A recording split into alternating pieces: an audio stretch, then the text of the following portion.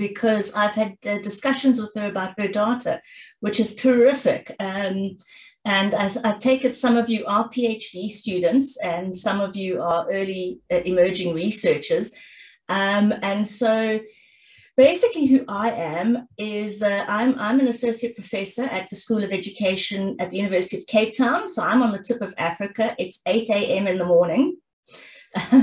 So we're starting off while you guys are getting ready to call it a night. I'll try and make it as exciting as possible so you don't fall asleep. Basically, I'm a psychologist, so my training is in psychology, and I teach educational psychology. I was trained predominantly in the Western mode of psychology, which is individualistic. So we basically in the West, what we do is if someone has a psychological disorder, we locate the disorder with the individual, not with the society that they're in. But I live in the most extraordinary country in the world, I think. South Africa is really extraordinary because it's the most unequal country in the entire world, more so even than Brazil, which is pretty something. And when you work here and you work in psychology, you get a sense that you can't just locate problems, psychological problems in individual people because it doesn't work. You know, you can't just give one person a pill and hope that poverty disappears or, you know, hope that trauma goes away. It doesn't work that way. Maybe it works in the West if you've got depression and you take a pill and all is good. But, you know, if you're severely depressed and you live in South Africa, it could well be that you're living in a shack with 9 people in one room and no running water and no toilet and this kind of thing. I was joking earlier about the fact that the electricity goes off here. Well, it does. We don't have it scheduled for now, I hope. But we often don't have electricity and we often don't have running water. And that's, you know, that's for those of us who are affluent. So if you're not, you know, your situation is quite bad. So I came across Vygotsky. I'm not a teacher. I'm not a trained teacher. But I came across Vygotsky's work when I was in my master's because I had to head up the tutorial group for Psychology 1. I was teaching all the first year psychology, and I noticed that a whole group of people was doing particularly badly. They happened to be women, and they happened to be women from disadvantaged communities.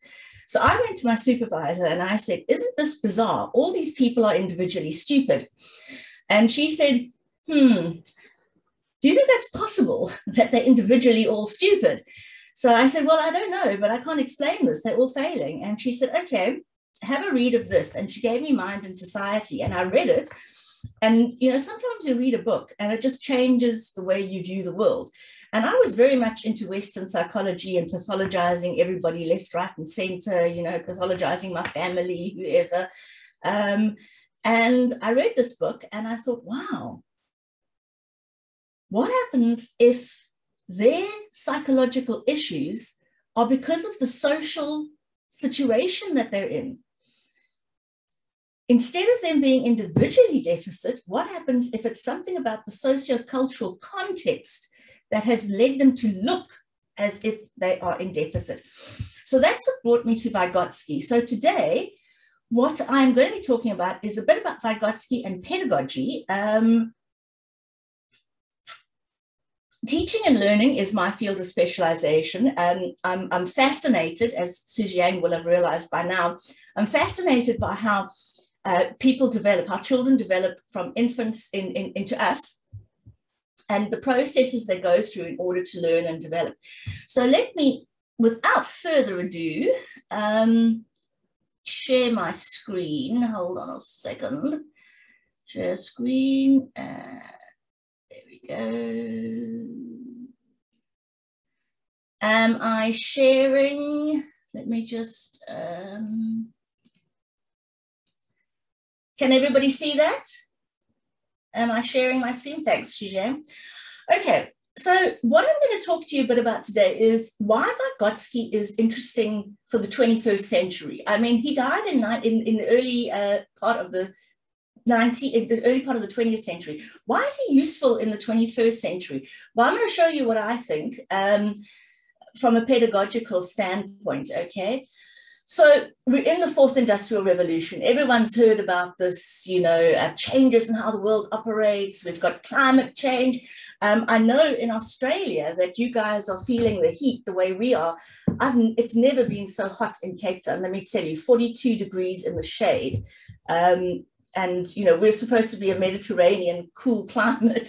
So that's a bit of a problem.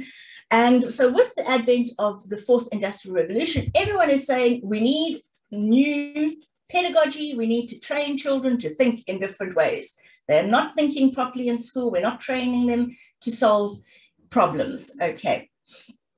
So we've had 4 industrial revolutions. I just like this diagram. That's why I put it in here. When I got to the fourth industrial revolution, when I was reading about it, there's a lot of rubbish written about it. Let me just tell you. When I was reading about it, I thought, what on earth is this thing? And it's basically about how, you know, technology is actually becoming part of us. It's becoming embedded in us. I mean, people have pacemakers.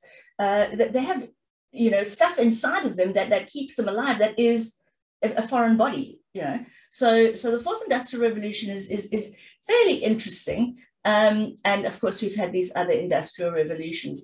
So what kind of skills do we need for the fourth industrial revolution for children in schools? Okay, this is what the literature says. It says we need critical thinking.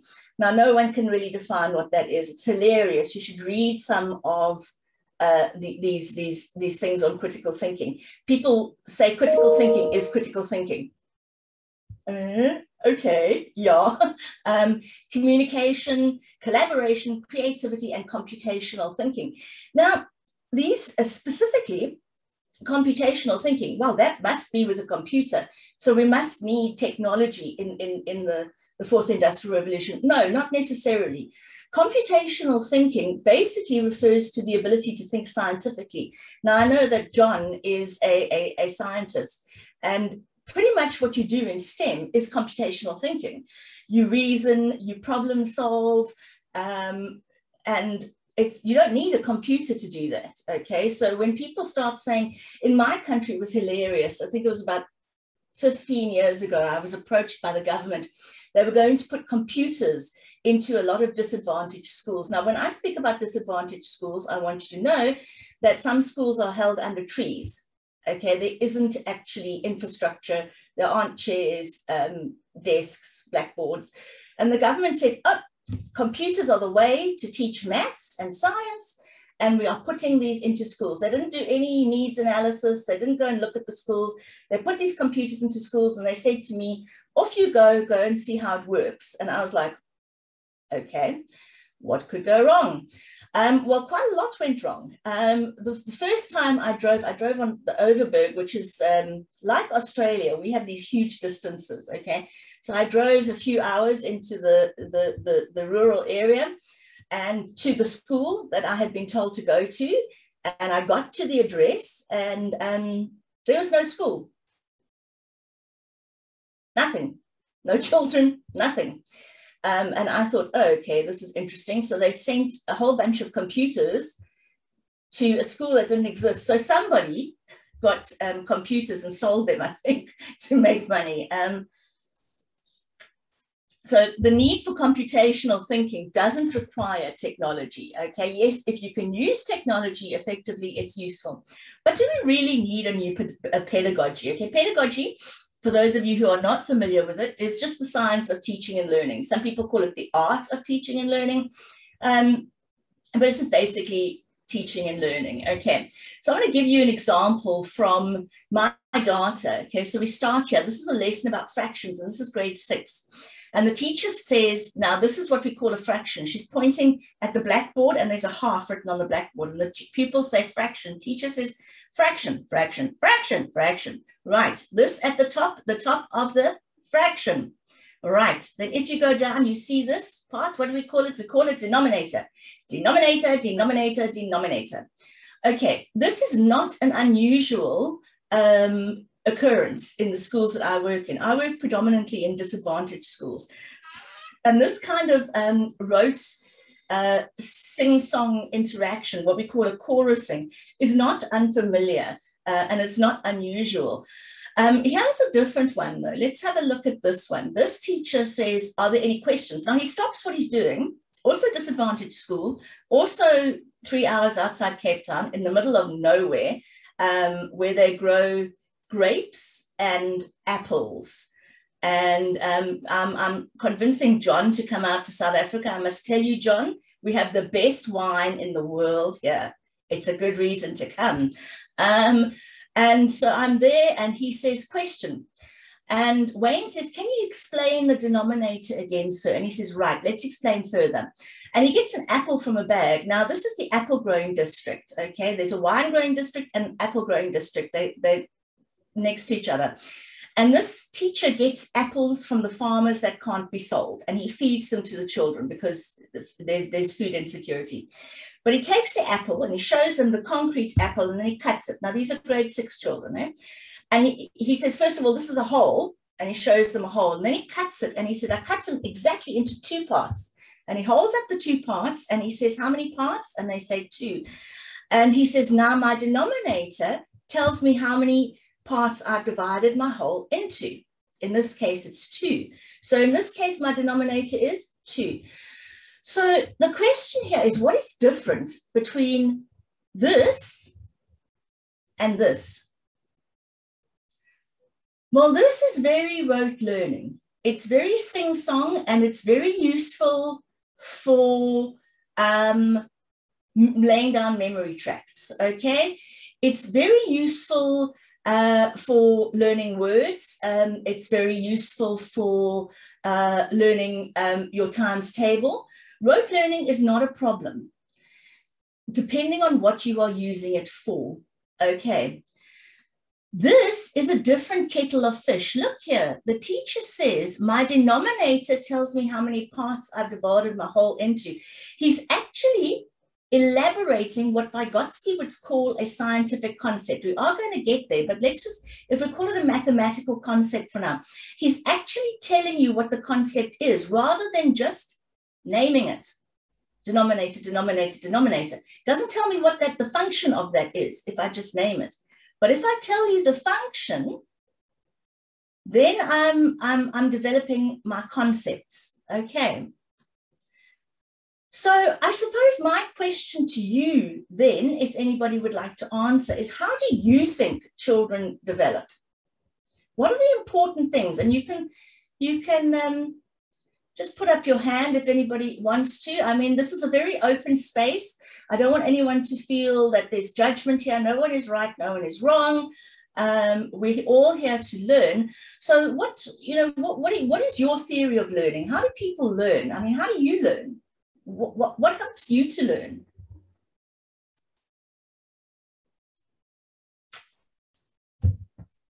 Suzy Yang, you took your thing off? Yes, maybe I can start. I think when I was learning, as a young child, I will start learning through my concrete experience. I will see people doing things, and then I will start to hear people labeling things.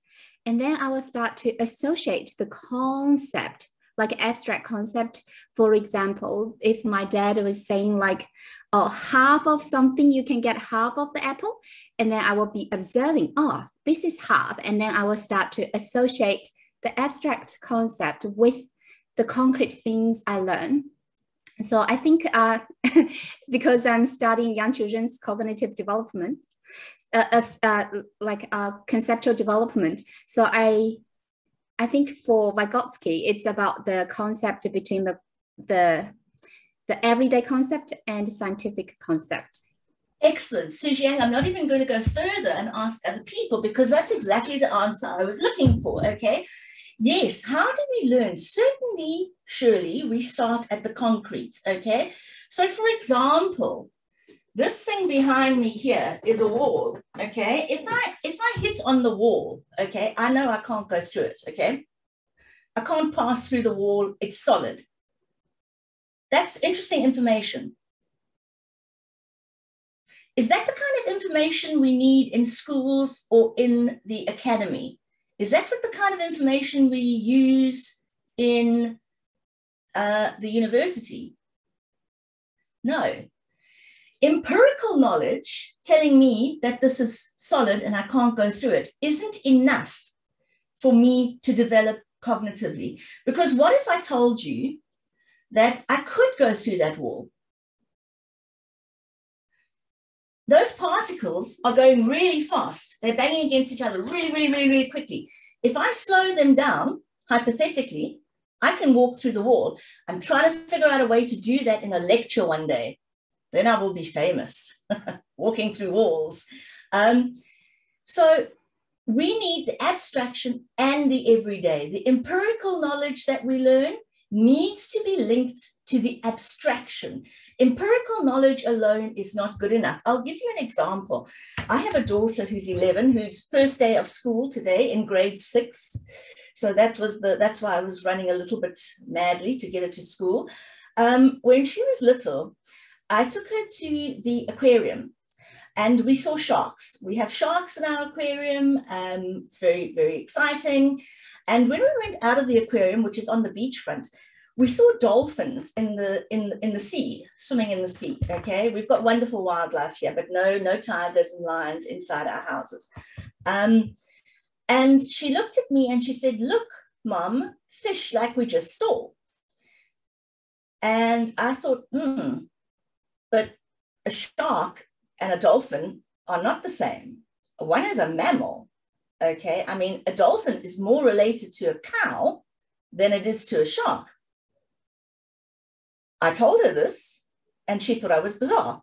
Okay, but if you only look at the empirical, if you only learn empirically or concretely, you will get misunderstandings. And this is what happens a lot in schools. And in fact, it even happens at university, guys.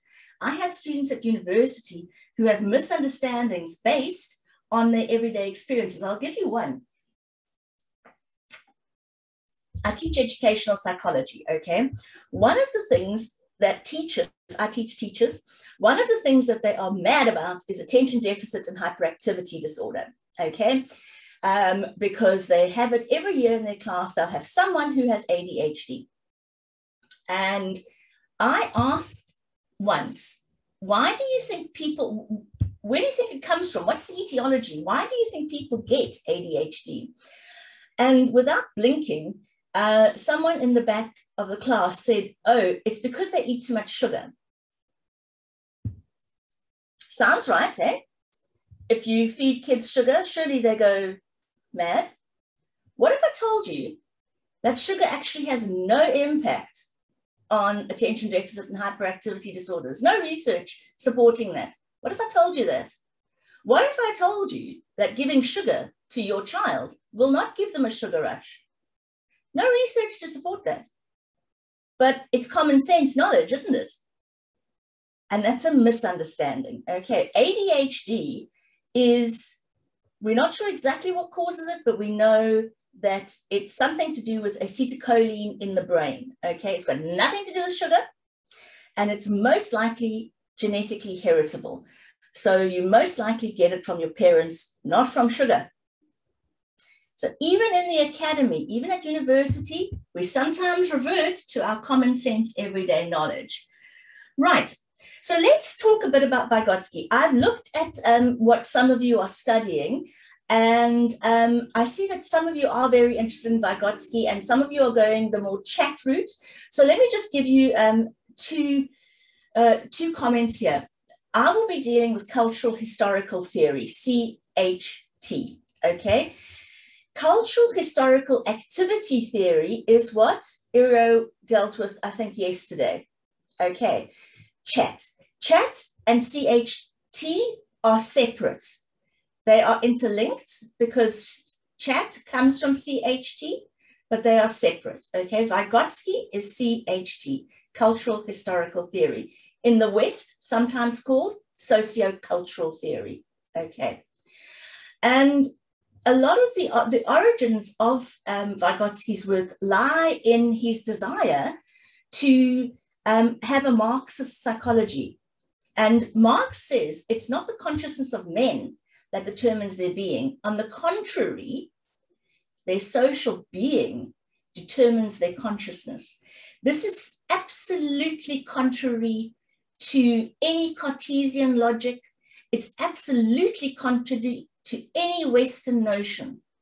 The fact that I am who I am, not because I think, according to Descartes, but because of my embeddedness in a culture and history and social realm with other people.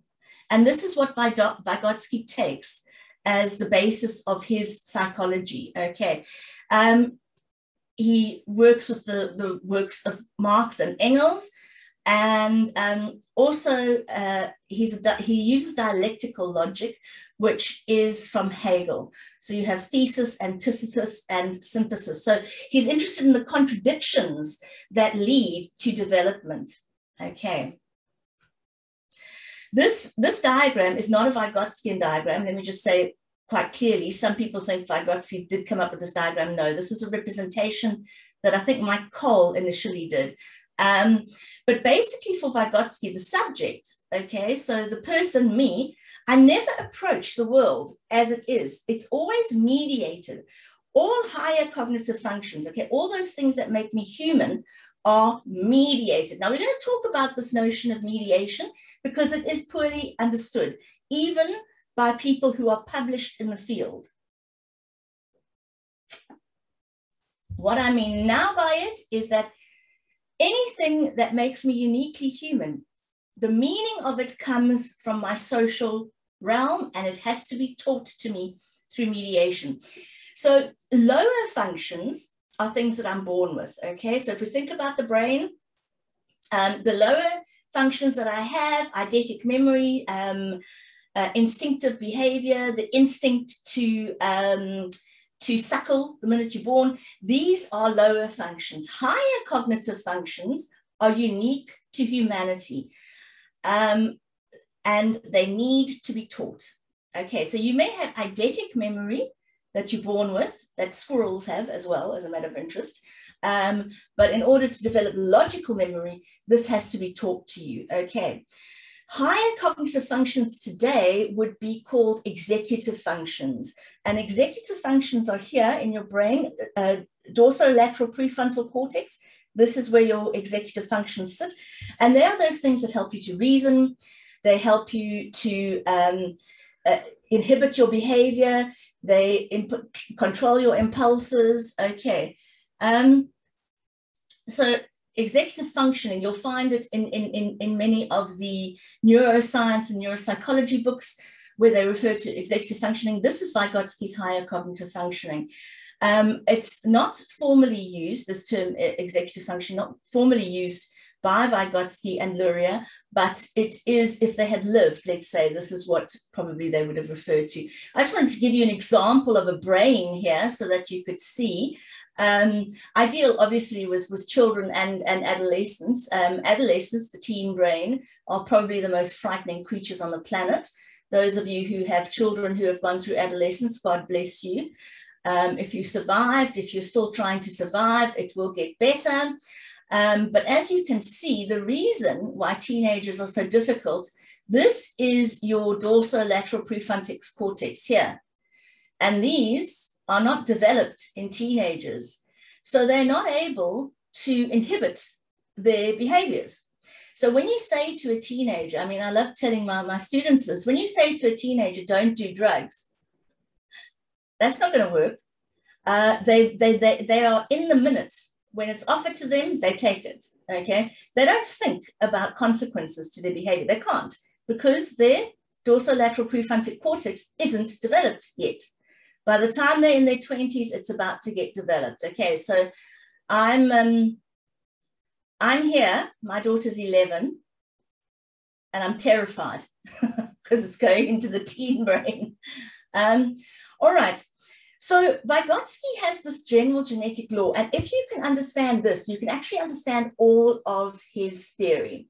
Basically, this is what the law says. He says every function in a child's cultural development appears twice. First, as an actual relationship between me and another person, and then it gets internalized. So every function every thought that I have, everything that makes me uniquely me, begins as a social relationship. So what I want to do, I want to do a quick little thing now. I want to stop share quickly. And I want those of you who have bandwidth, to put on your camera. I'm going to do a quick little, I'm going to show you a quick little example of this general genetic law. Okay, I'm going to call, all of you can unmute. And I'm going to call on you, and you're going to say the first thing that comes to mind. Okay, when I call on you, you're going to say the first thing that comes to mind. Okay, Su Jiang, name me a flower.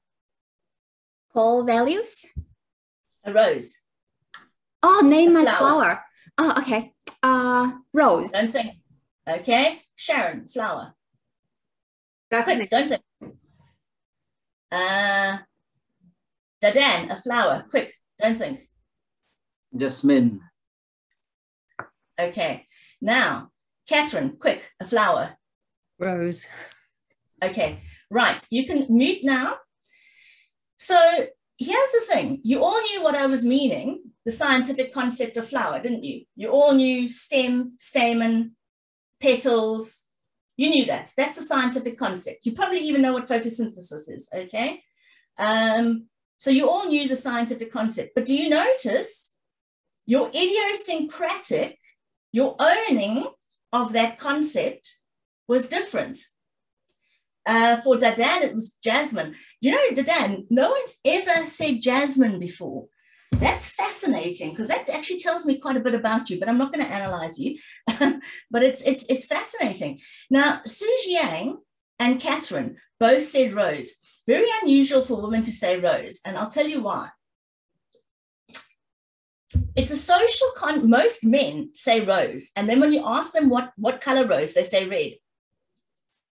Valentine's Day. They have been programmed socially that women love red roses. Can I tell you something? Every year I do this with groups and groups of people. And, you know, if over 20 years, 10 women have said rose, it's a lot. Trust me, guys, women aren't into roses, okay? That is someone stealing your money for Valentine's Day, okay? They are charging you $10 for one red rose. They are taking your money, okay? Most women will come with very different kinds of plants. But Su Jiang and Catherine, because you thought, because you stopped, you had a social cue. Oh, she wants something that's socially known to everybody. Oh, it's a rose. Everyone knows what that is. Okay. Now, I won't analyze you guys, but I'll tell you my favorite flower. If you ask me a flower, I say daisy. Now, I know what a flower is. So I have the abstract concept that I learned through you know, between people. Remember the general genetic law, it starts between people before being internalized. I know what a flower is. I know it's got a stem, stamen, petals, photosynthesis. Daisy is my idiosyncratic owning of it, because when I was younger, I grew up with my grandmother quite a lot. And my grandmother had huge daisy bushes all around her house, yellow and white. And to this day, daisies smell to me like peanut butter cookies and sunshine. Okay, so although I have the scientific concept of flower, it's idiosyncratically owned by me as a daisy. So my understanding begins first with another person, but then it gets internalized by me idiosyncratically. I still know the abstract concept, but there is idiosyncratic owning of it. Okay, so let's go back to where we were, general genetic law. Okay, so this is really what the general genetic law is about. If you can understand that higher cognitive functions begin as a relationship between you and another person, this means that all of you who are teachers, and when I say teachers, I'm talking about university teachers as well, academics, anybody who, parents, anybody who is teaching, you are crucially important to the development of that child's cognitive functioning. So when teachers say to me, yo, these children can't learn maths. These children are stupid. I say, it's not possible. There's no such thing as stupidity. There's good teaching and there's bad teaching. You know, if someone has a panga, okay, a panga is like a big knife. If someone has a panga here in their dorsolateral prefrontal cortex, okay, maybe they've got a problem, okay? But if they are normal children and they are coming to school and they don't have a brain deficit, why are they failing maths? It's not their fault. It's our fault. We aren't teaching properly, okay?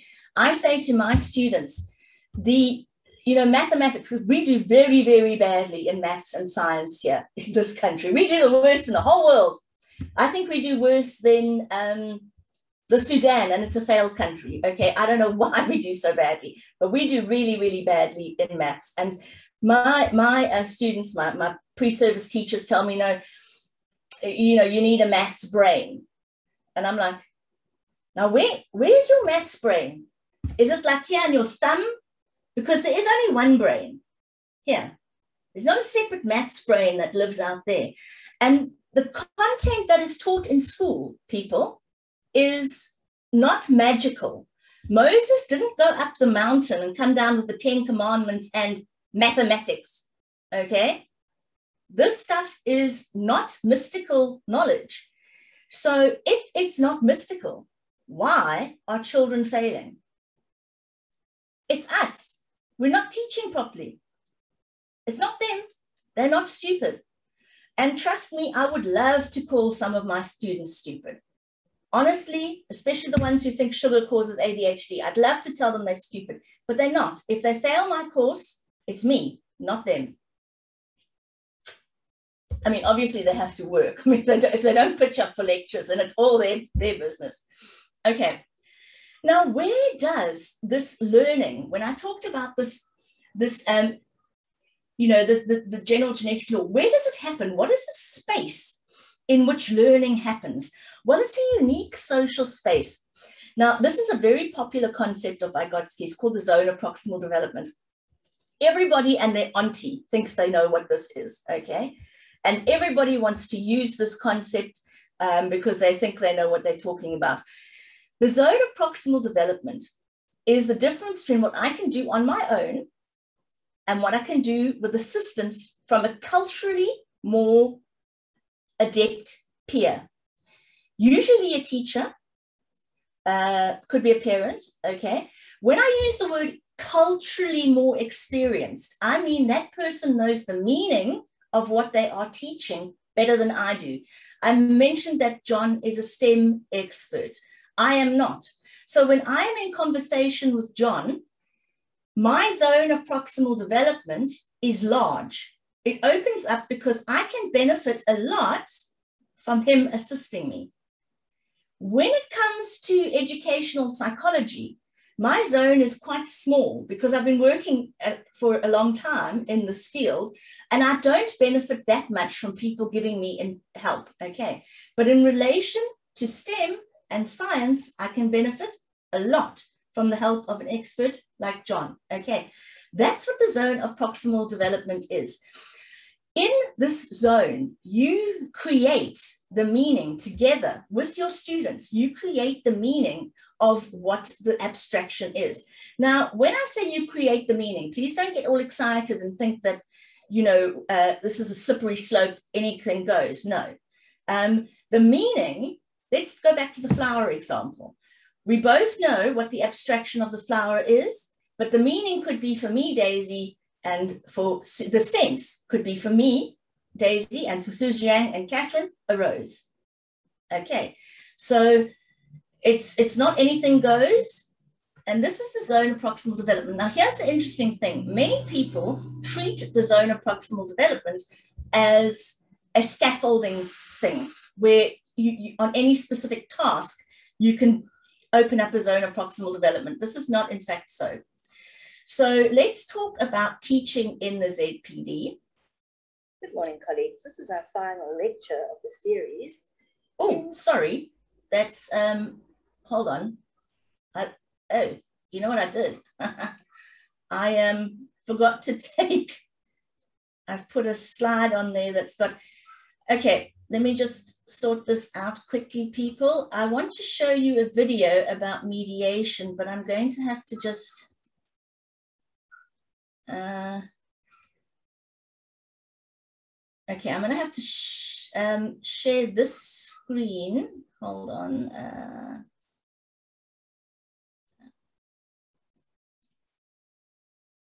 I want you, are you seeing this screen, guys? This YouTube screen? Okay. Yes. This is a video about mediation. You're not making any sense. Sorry, you ruined it on purpose. He knows how to make one.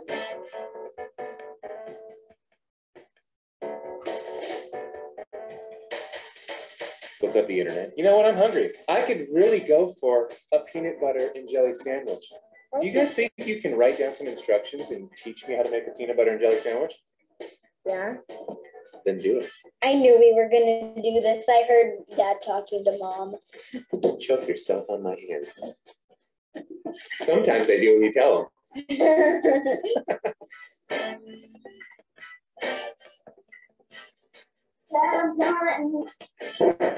Step 1, get 2 pieces of bread out. Got 'em.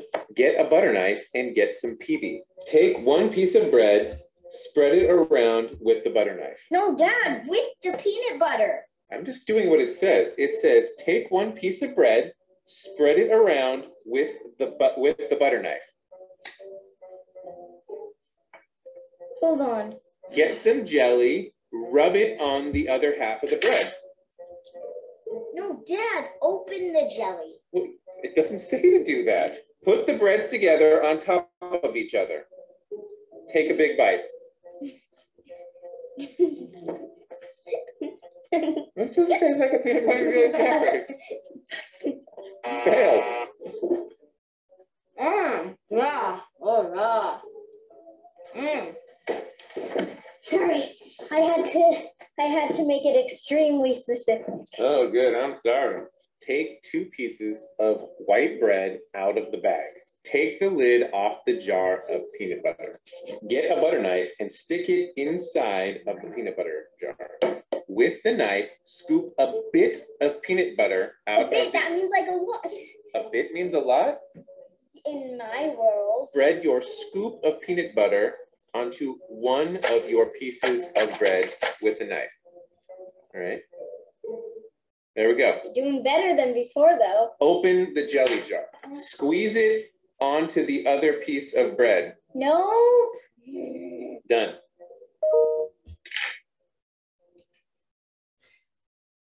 Okay, so what is happening there?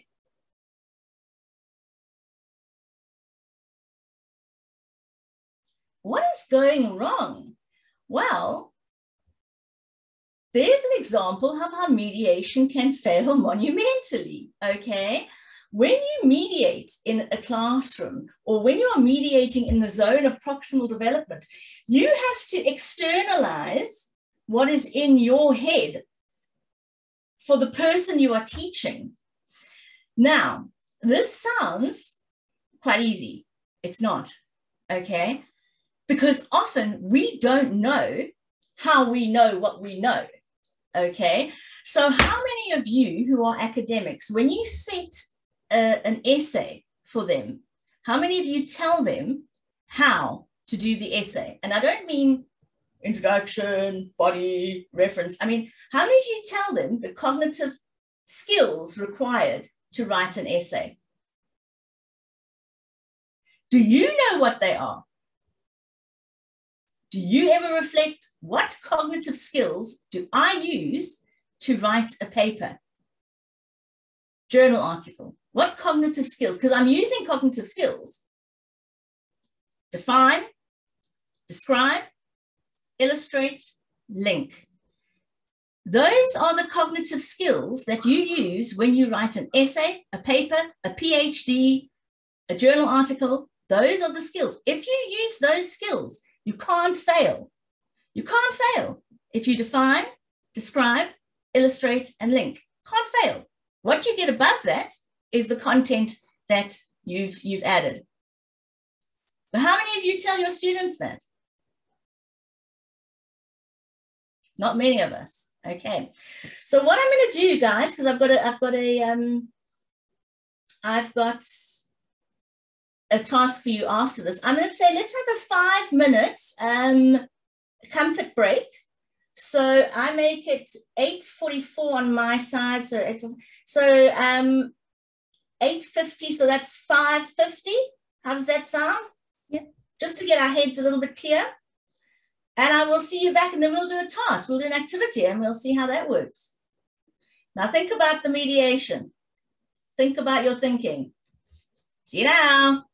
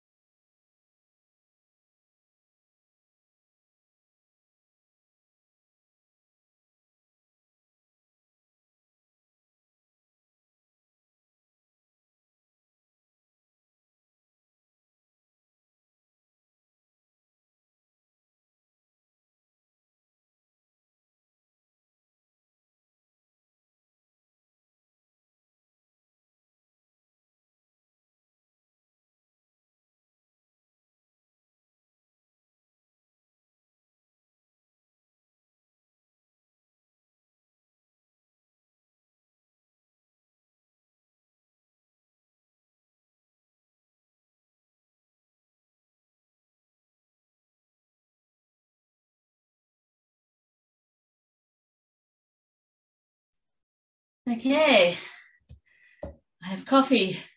I shall survive. Right.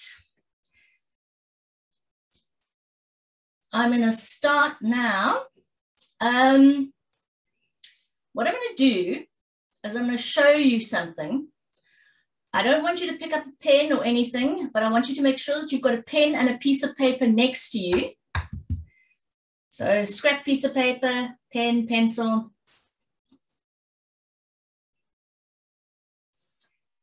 So I'm going to give you a couple of minutes to look at what I'm showing you, okay? Don't write anything down. Okay, write nothing down. Let's share screen.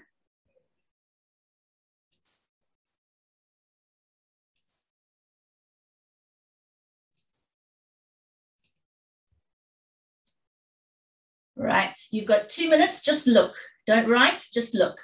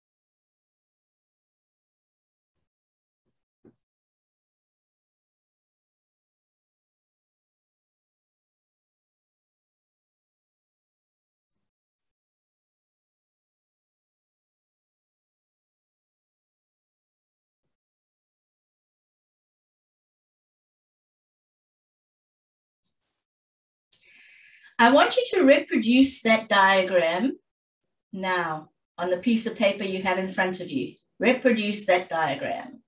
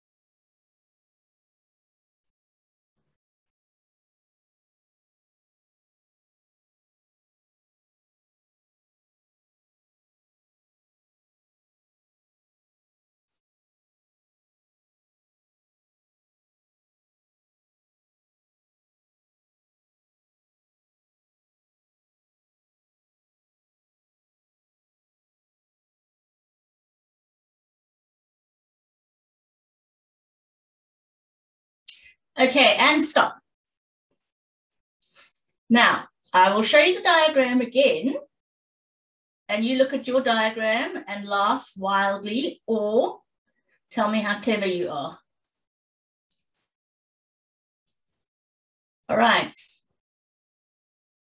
Now, how did you solve that diagram? What cognitive skills did you use to draw that diagram?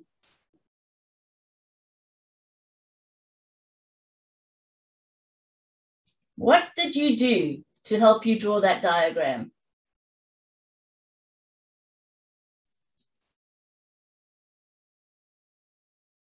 Because you did at least two things.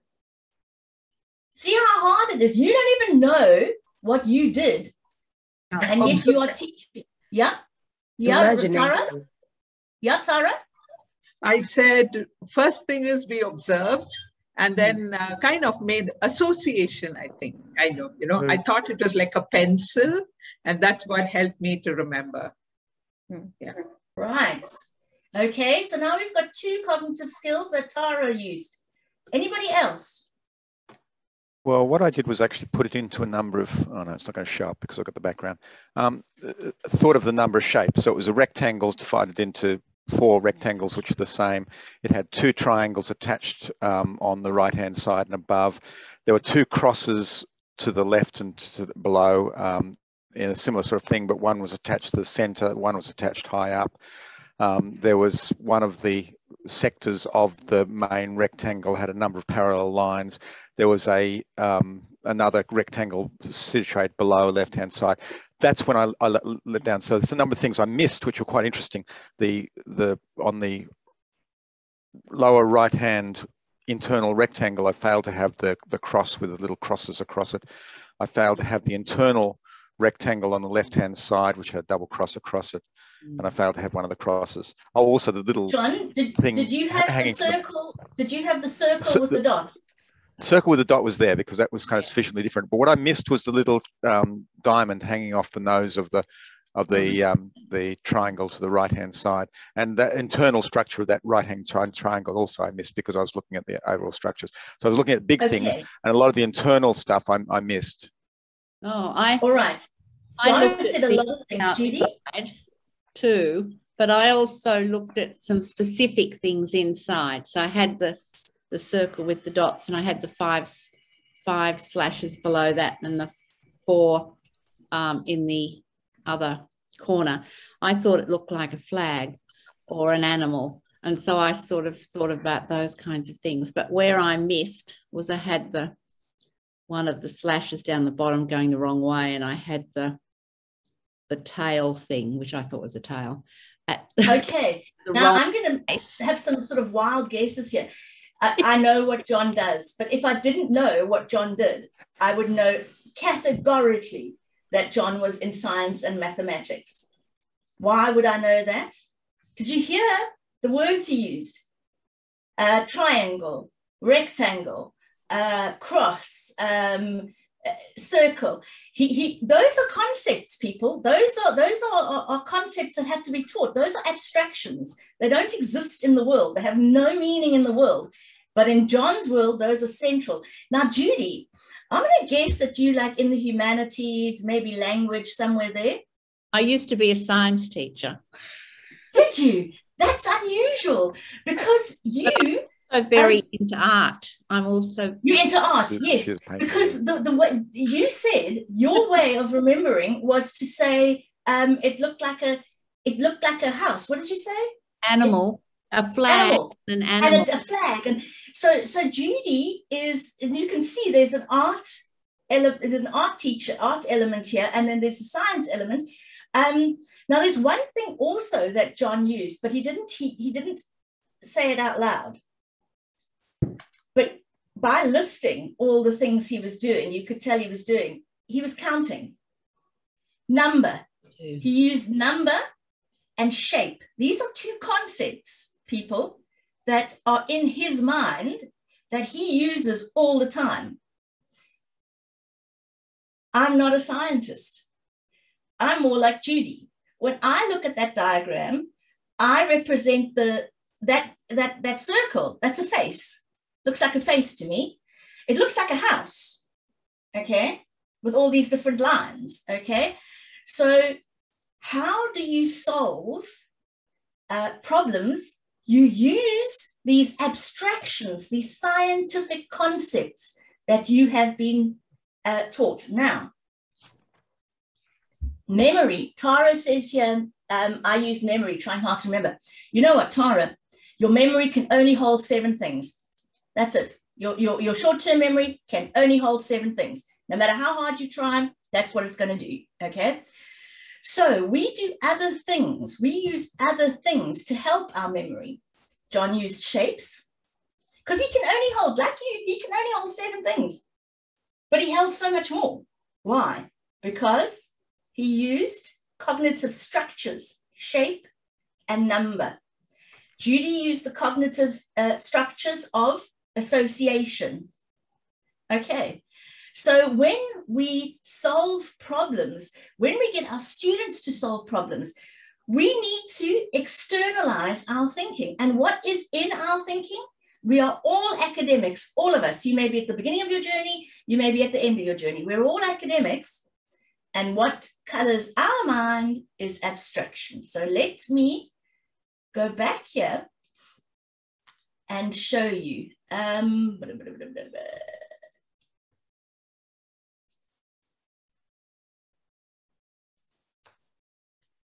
What is it?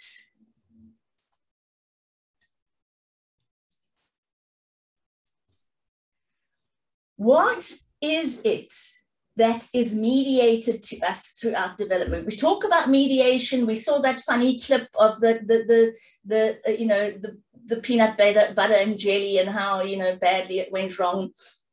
And I showed you that clip because as teachers and educators and academics,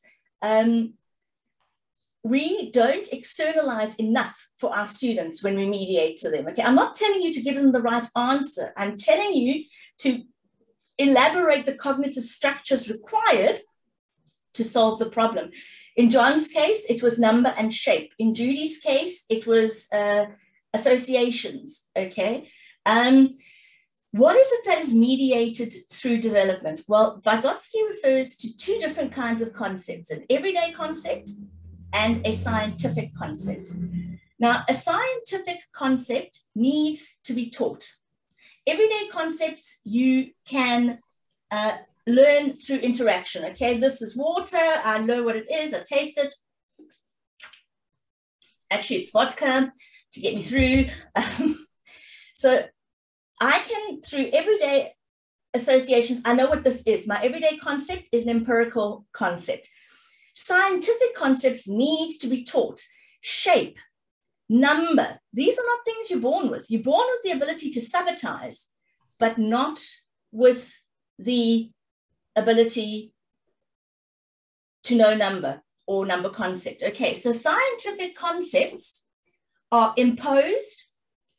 They move from the abstract to the concrete. They go down to the spontaneous. Vygotsky refers to everyday concepts as spontaneous concepts, but they can also be referred to as everyday. Okay, he doesn't refer to them as everyday, he refers to them as spontaneous. And these concepts need to be linked.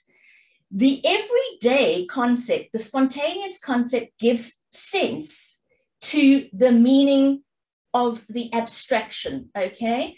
So you can't have one concept without the other. If you just have a scientific concept, those of you who have taught science, Judy, for example, John, in a classroom, you can't just write on the board, photosynthesis is X, Y, and Z, go forth and conquer. You need to show them, hey? My daughter came home in grade 1 with a bean. A bean. We had to grow a bean. That was the beginning of photosynthesis. We've been doing it for 5 years now. I hope we finished. I don't know why we're doing it for 5 years. It's hurting me quite badly, but there we go. You need to link the scientific to the lived experience that the child has. Okay.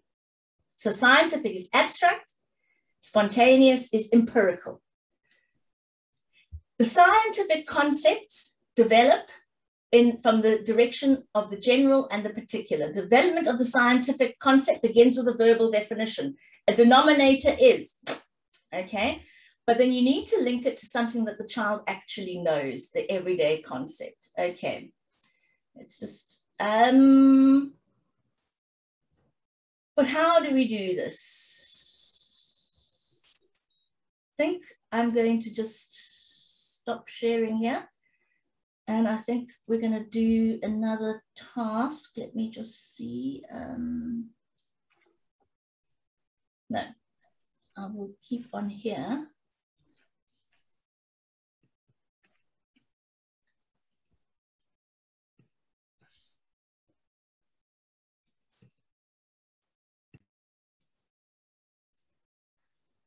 Okay, so mediation requires that we teach scientific concepts.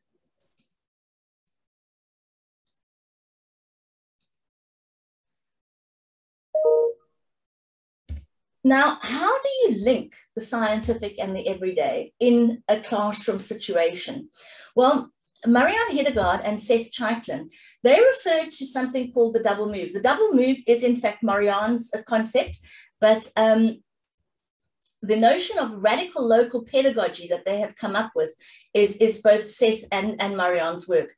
And what they say is that there is a double move between the linking of the scientific. So the scientific concept, the abstraction, comes down and hooks up with the everyday concept, okay? Sujian, you have this in your data. Sujian has data from a pre-verbal child where you can see the parent linking the scientific and the everyday for the child, okay? That is the only way for this child to make sense of what it is you are talking, is if you link it to something that they can empirically engage with. Okay. The teacher guides the learning activity both from the perspective of general concepts and from the perspective of engaging the students in situated problems. Now, I talk a bit about a decolonial pedagogy. It's something I'm going into in quite depth now, because there's been a big call in my country to decolonize education, because obviously we are a former colony, so is Australia, convict colony, lovely, y'all convicts, but we were colonized by the British and the Dutch. And a lot of what happens in our schools is Western knowledge. In fact, almost everything is Western knowledge. So I'm interested in decolonizing knowledge. And by that, I mean bringing in the child's everyday understanding, okay? Bringing in knowledge that can change the child's world or the student's world. So when you are teaching subjects like STEM subjects or art, you want that person not only to develop cognitively themselves, but the concepts they have must be able to change their lived experience. Think about it for a second. What they acquire in school, in the academy, in the university, must be able to change where they are living, change the circumstances they are living in. So if you are teaching about photosynthesis, for example, they must be able to grow plants at home. They must be able to know about climate change, environmental sustainability. And this is another thing, Sujian, that you have in your project, which is fascinating, is that an infant who's 9 months old, the mother is basically at 9 months old telling this child about environmental sustainability through an example of a frog caught in a toy frog caught in a plastic packet in a river. And the mother says, you know, oh, here's a cute baby. Hi. Hi, baby. Hi. What's your name? You're so cute. You're so cute. I hope I'm not the only one that can see her, because I might sound a bit mad. Hi. What's your name? Bronte, she said. Bronte. Hey, okay, she's getting all shy now. Okay. Bye, Bronte. Okay, here you are. You can have your. Okay, so good. You must be able to change your lived experience, the child's lived experience, or the student's lived experience through what it is you teach them. Okay. So if you're teaching photosynthesis, for goodness sake, teach them how to grow plants. I mean, I live in an area where poverty is dire. You know, our unemployment is over 50%. And amongst youth, it's over 75%. Unemployment. People don't have money. What if they were able to grow vegetables and stuff, okay, and sell that, okay? This is the kind of thing we must be teaching students. Not only developing them cognitively, but helping them to change their world through what we teach them. Okay. So here's an example that I've sort of come up with. This double move is the move between linking the scientific and the everyday, right? And these these are mediational techniques that Reuven Feuerstein talks about.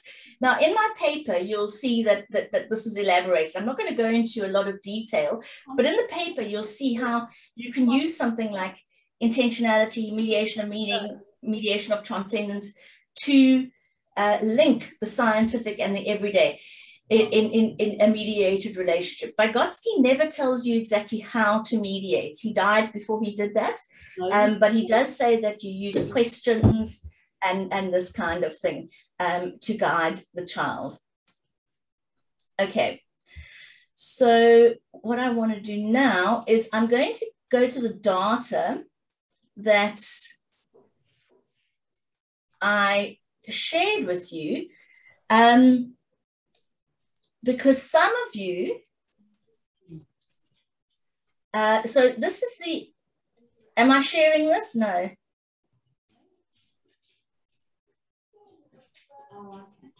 Hold on, I don't think I'm sharing it, no.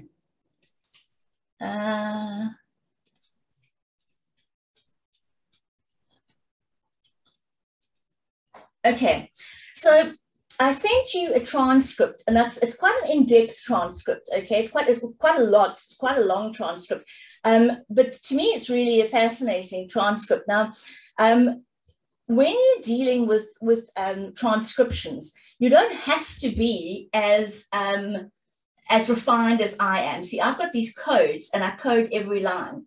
Now, the reason I'm doing this is because it's a comparative analysis I'm doing between the teacher who does a particular thing and a teacher who doesn't do a particular thing, okay? So I have a very rigid kind of way of categorizing the data, okay? Now, I mean, for example, Sujian, your data doesn't lend itself to this, okay? It would be just too pedantic to do your data like this. You're also not doing a comparative analysis between two different parents. You're looking at a parent and how they develop their child cognitively. So let's have a look here. So I've taken some of Miss Naidu, and you'll see how I have coded here. So this is a closed question, mostly closed questions. And this is what we find in a lot of South African classrooms, is that it's sing-song, you know, it's IRE, initiate, respond, evaluate, initiate, respond, evaluate. And there's nothing wrong with that kind of interaction. Sinclair and Coulthard came up with that in 1975. So it's quite well established, this IRE, IRF discourse structure. And it happens mostly in schools, okay? It's mostly what you'll see in schools. The power of that structure is in the evaluative feedback, okay? So it's when you feed back that it can be good or you can develop the child or not, okay? So this is just me showing you. So here is unelaborated. So she's talking about the farm, and she says that we call it domestic animals. Now, a domestic animal is a scientific term. It's not an everyday term, because what does domestic mean? It's an abstract concept, right? Okay, John, you'll know this from science. This is a grade 2 science lesson where they are learning the difference between farm and wild animals. You know, I struggled with this, I have to tell you. I was in the class watching them teach us, and I thought, what in the world is the use of knowing about a farm and a wild animal? I asked myself, is this really what we have degenerated into? We are learning about farm and wild animals. But I understand that in terms of progression, it's about habitats and environments and all of that. But I must say, when I sat in the class listening to this teacher, and she's a lovely young woman, but my goodness, she didn't know how to elaborate what the scientific concept was. Right. So what I want to give you an example, I thought I would give you an example of the kind of pedagogical how to teach something, okay, from a Vygotskian perspective using the double move, okay. So I chose something that obviously your history books are different to ours, but I chose history in grade 5, and they learn about the difference between the San and the Khoi. The San are hunter-gatherers, and the Khoi are traditional farmers, okay? And they were at the tip of the Cape before the Dutch and the British came, and basically, you know, much like in Australia with the Aborigines, the colonists came and basically almost wiped them out. We do still have some San, not so many Khoi. And one of the things they're learning in the social studies is about a plant called Hoodia. Now, hopefully this will be interesting for you too. Hoodia is a unique plant that occurs on the tip of Africa, okay? So Cape Town has a unique flora and fauna system. We have plants that grow nowhere else in the world here, okay? Another reason to come, John, another reason to come, besides the wine. Hoodia is a really interesting plant. It suppresses your appetite. Now think about it. You're a San and you're a hunter-gatherer. Some seasons are going to be very lean and you're not going to have food. So you're going to want to try out herbs that can stop you from being hungry. Now, of course, the San know that Hoodia stops them from being hungry, okay? This is everyday indigenous knowledge, but it has scientific application, doesn't it? So the abstraction, the science behind it, has now been taken up by the CSR, which is our science research center in South Africa, and they are making pills for obese people made of Hoodia, okay? So can you see something like Hoodia, which has indigenous knowledge, also has scientific abstracted knowledge attached to it as well. And the reason I like this as an example is because it shows how you bring in the knowledge of the indigenous population, okay, the marginalized voices, but that you link it to scientific knowledge, okay? So when we talk about decolonizing knowledge, we are not talking about getting rid of maths and science and, you know, we're not talking about that. We're talking about an additive pedagogy. For me personally, there are people I know who say that decolonization means you need to get rid of all the Western knowledge, et cetera, et cetera. I mean, I find that an untenable position, because certainly there is epistemic weight to much of the knowledge that we have in the West, okay? But this doesn't mean that the West produced all of that knowledge. Neither does it mean that the West can't learn from indigenous knowledge. And Hoodia is a very good example of how we would bring in the indigenous everyday knowledge of the San to solve a worldwide problem, which is obesity. I mean, I seldom watch TV. I'm not a great TV person. I get very bored. But once I saw a program of a guy in America who weighed 600 pounds. We don't do pounds, we do kilograms, but that's about 300 kilos. And they had to cut away his window to get him out of his house. So, you know, there are some serious obesity problems in the world. So if we can use something like Hoodia, we can change the world in that way. So this is an example here of a diagram of the pedagogical model that I have been working on, okay? So what we have here is, we call it decolonial Vygotskian model, inclusive pedagogical model, okay? It includes the voices of marginalized people.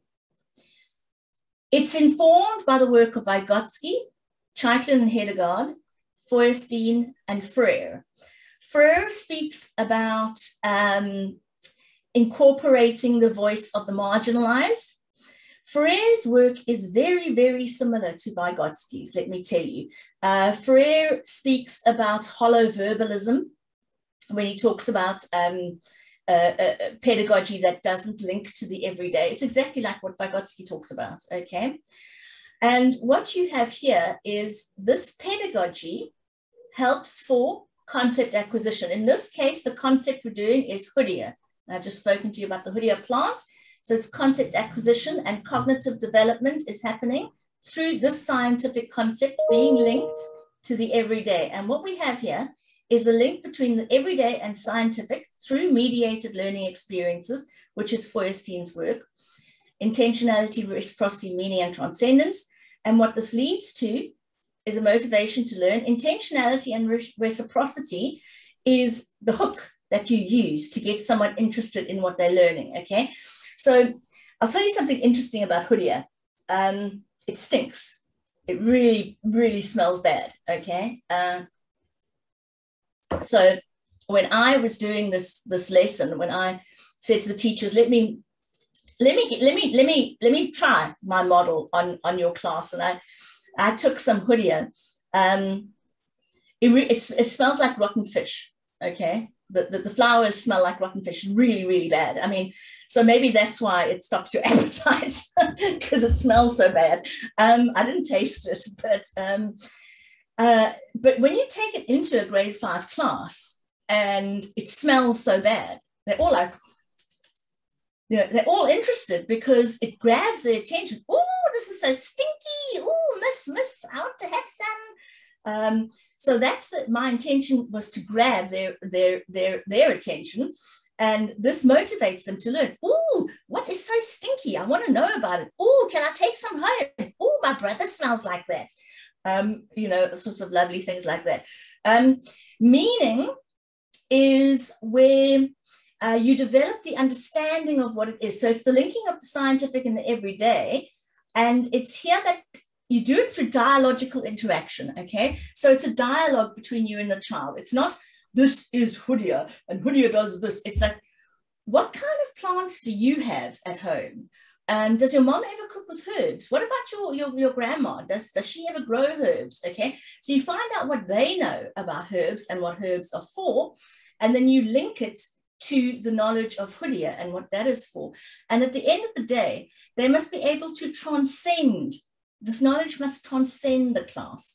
They must be able to go home and say to their grandma, in our communities, grandmothers tend to be the caregivers quite often.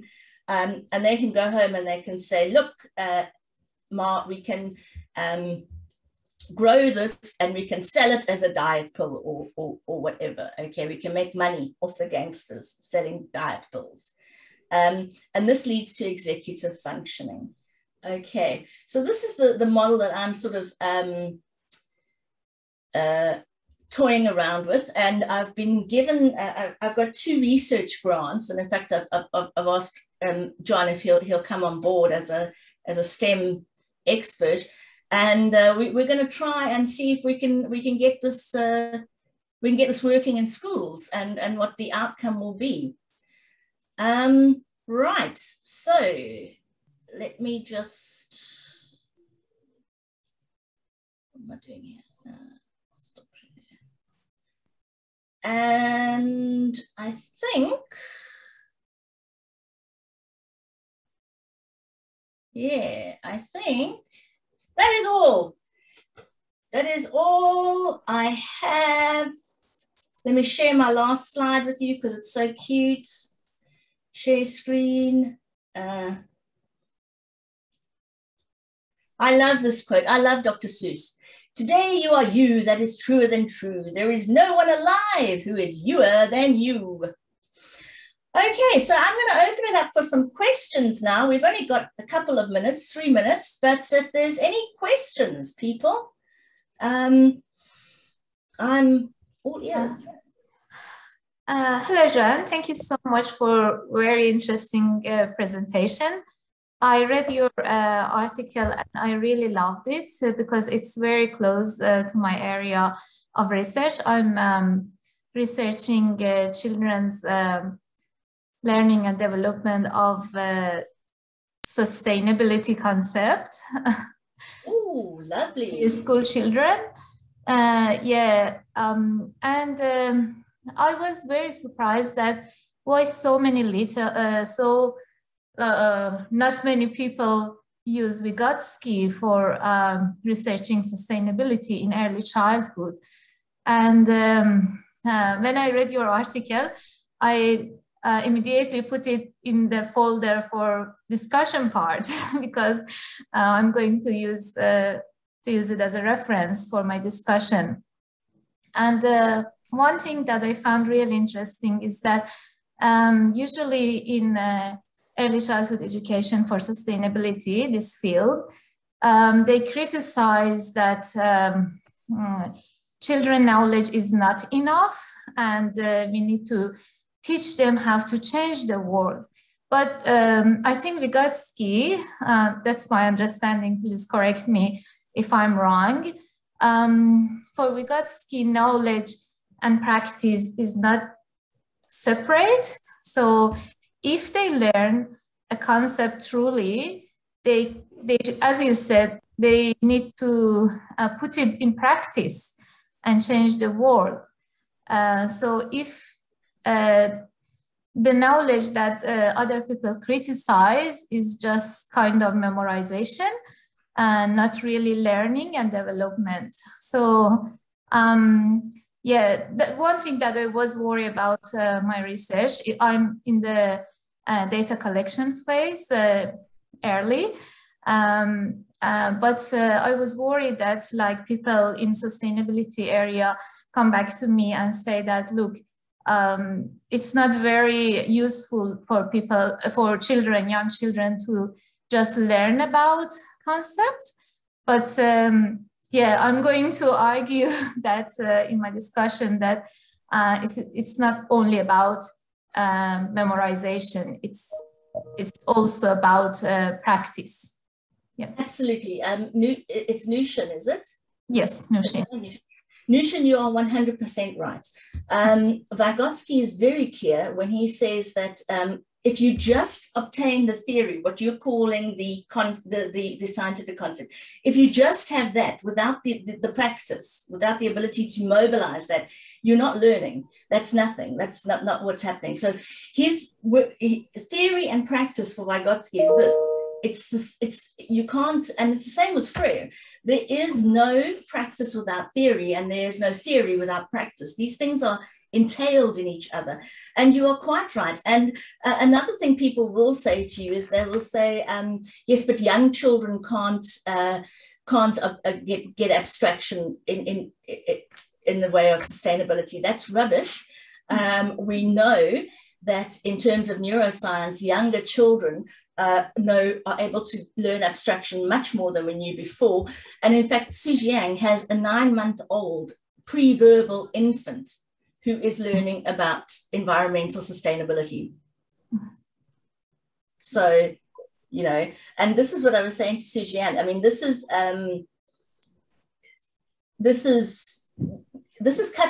you know, cutting edge stuff. This is why you guys are the future.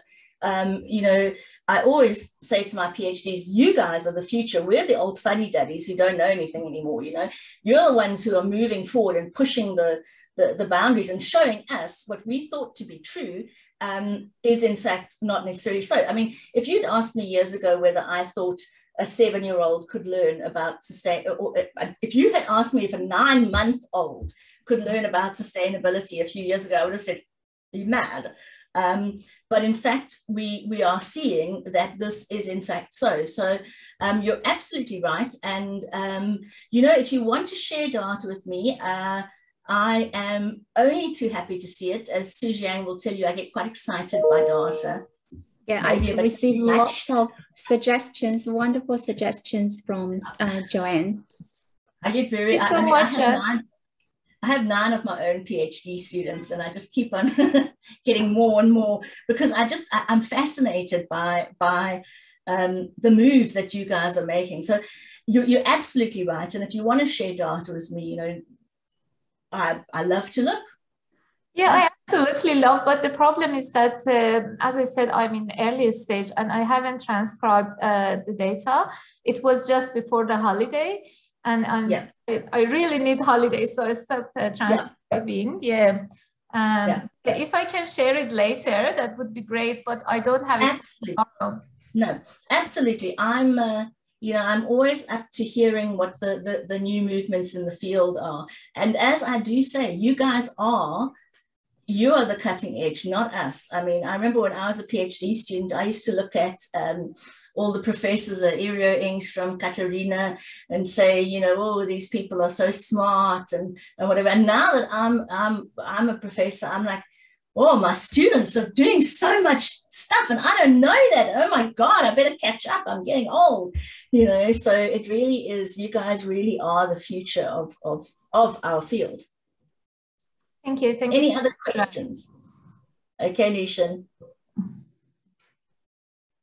I didn't have a question really, but I have sharing thoughts. I'm doing similar things, but for the higher education. And similar problem, unfortunately, have been appeared for the teacher practice of only using memory and repetition of word without really let's say, express the abstract of the concept. And they have a very low expectation for those students.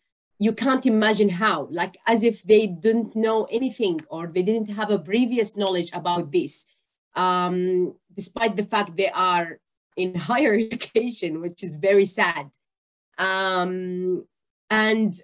Like really thank you for this presentation. Really, it has inspired me a lot, and I will read thoroughly your paper and try to use the Vygotsky concepts there. Really thank you for sharing with us these amazing thoughts. Oh, well, I'm so glad, Ishraq, that it's useful to you. Tara, thanks for coming. Have a good day. I'm really glad because we do have a low expectation of children. We have a low expectation of our students because we believe this nonsense that there is such a thing as a stupid person. You know, if that isn't an option, if it's not an option to say this person is stupid, that's why they're not doing it, then what is the option? Then what is the next thing? And I promise you, unless they have like, you know, an axe in their head, the kind of knowledge that they're learning, there's nothing special about you and me, Ishraq, that we've got this knowledge. Why can't other people have it? I mean, that's true. That's true. You get a gift from somewhere, you know? Most of, for example, the paragraph that the student write, they get very low mark, or they get the idea you have plagiarized. What I have noticed, most of the topic that they present to those students is talk about Tokyo, talk about Mecca. I said to myself, okay, even if I am the teacher and you tell me talk about Tokyo, I will Google it. I will not have that kind of intellectual things to write it by my own. But if you ask me, write about an experience of a good city that you have visited, then I will not plagiarize. I will write something for my own. I will use that kind of concept. So I feel that yes, definitely what you're saying is true. And also, Ishraq, I think plagiarism, look, plagiarism is academic theft, but hear me out. Plagiarism is also developmental. Okay, so someone who is not familiar with the academy or university ways of writing will start off by plagiarizing because, not because they're naughty or whatever, but because they think I can't say it better. So I'm just going to dump that there. And I use that as a developmental learning curve. And I say to them, look, what does this really, in your own words, what does this mean? And then they write it in their own words, and then they hand that in. So there is, you know, plagiarism can be developmental. Obviously, if they, you know, they copy someone's entire essay, then it's like, no, go home. But it can be developmental. Yeah. Yeah. Makes sense. All right, guys. Well, I must start my day. It's time for my next meeting coming up so shortly. Well, you guys can go to bed.